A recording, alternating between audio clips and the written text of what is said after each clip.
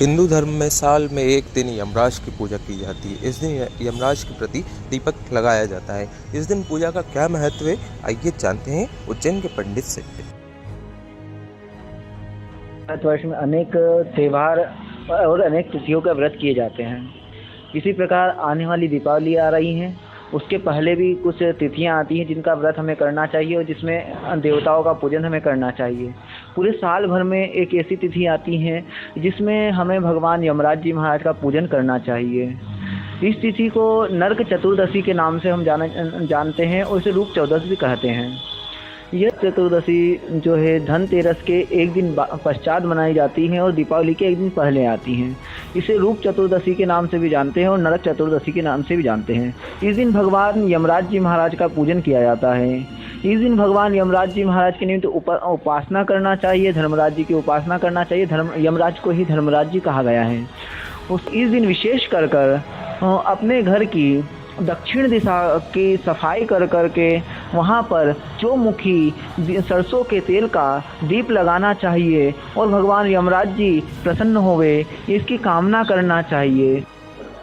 दक्षिण दिशा में भगवान यमराज जी महाराज का दीप लगाना चाहिए। दक्षिण दिशा की मान्यता कही गई, इस दिशा में भगवान यमराज जी निवास करते हैं, इसलिए इस दिशा में ही भगवान धर्मराज जी यमराज जी का पूजन करना चाहिए। इनके निमित्त दीपक लगावें और भगवान यमराज जी महाराज से प्रसन्नता की कामना करना चाहिए। इस दिन यह कर्म करने से कहा जाता है कि भगवान यमराज जी महाराज प्रसन्न होते हैं और घर के परिवार में किसी को अकाल मृत्यु का डर हो तो वह डर को यमराज जी महाराज उस भय को दूर करते हैं और हम पर प्रसन्न होते हैं। इस प्रकार इस दिन भगवान यमराज जी महाराज का पूजन करना चाहिए। इस दिन विशेष कर कहा गया है कि दान की वस्तुओं में तेल का दान नहीं करना चाहिए। इस दिन तेल का दान करने से देवी लक्ष्मी रुष्ट होती है, ऐसा कहा गया है। उसके पश्चात इस दिन हमें कुछ नियमों का भी पालन करना चाहिए।